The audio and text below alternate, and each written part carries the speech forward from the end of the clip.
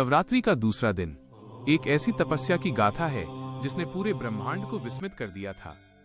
ये दिन समर्पित है माँ दुर्गा के दूसरे स्वरूप को, जो साक्षात तप का, ज्ञान का और अदम्य इच्छा शक्ति का प्रतीक है। ये है माँ ब्रह्मचारिणी।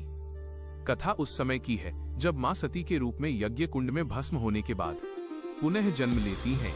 इस बार वे पर्वतराज हिमालय और माता मैना की पुत्री पार्वती के रूप में अवतरित हुईं। लेकिन इस जन्म में भी उनका लक्ष्य अटल था। उनका मन, उनके प्राण, सब कुछ महादेव शिव के लिए ही समर्पित थे। लेकिन भगवान शिव को पाना सरल नहीं था। वे तो वैरागी थे, महायोगी थे। तब माता पार्वती ने एक ऐसा निर्णय लिया जो किसी भी जीव के लिए अकल्पनीय था। उन्होंने भगवान शिव को पति रूप में पाने के लिए कठोर तपस्या का मार्ग चुना। वे राजमहल के सुख सुविधाओं को त्याग कर निर्जन वनों में कठिन पर्वतों पर चली गईं। हजारों वर्षों तक माता ने तप किया। शुरुआत में उन्होंने केवल फल और फूल खाकर समय बिताया। फिर वर्षों तक उन्होंने जमीन पर गिरे हुए सूखे पत्ते खाकर अपनी भूख मिटाई। उनकी तपस्या इतनी कठिन थी कि उन्हें अपर्णा कहा जाने लगा। घोर सर्दी, चिलचिलाती धूप और मूसलाधार बारिश कुछ भी उनके निश्चय को डगा नहीं सका। अंत में उन्होंने जल और वायु का भी त्याग कर दिया। उनकी इस अलौकिक तपस्या से तीनों लोग कांप उठे। देवता, ऋषि, मुनि सभी उनकी भक्ति देखकर चकित रह गए। पूरे ब्रह्मांड में केवल माता पार्वती के तप की चर्चा थी। अंततः उनकी असीम भक्ति और तपस्या सफल हुई।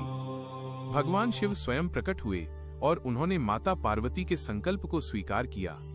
इस प्रकार मां पार्वती ने ब्रह्मचारिणी के रूप में अपनी तपस्या से महादेव को पुनः प्राप्त किया। मां ब्रह्मचारिणी का स्वरूप अत्यंत शांत और सौम्य है। वे श्वेत वस्त्र धारण करती हैं। उनके दाहिने हाथ में जप की माला और बाएं हाथ में कमंडल होता है। वे तपस्या में लीन ज्ञान और वैराग्य की साक्षात मूर्ति हैं। वे स्वाधिष्ठान चक्र की अधिष्ठात्री देवी हैं। उनकी पूजा से भक्तों में तप, त्याग, वैराग्य, सदाचार और संयम की वृद्धि होती है। जो भक्त माँ की सच्चे मन से पूजा करते हैं, उन्हें हर कार्य में विजय प्राप्त होती है।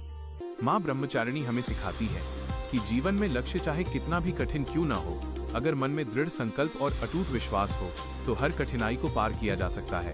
तपस्या केवल शरीर को कष्ट देना नहीं, बल्कि अपने लक्ष्य के प्रति पूरी तरह समर्पित हो जाना है।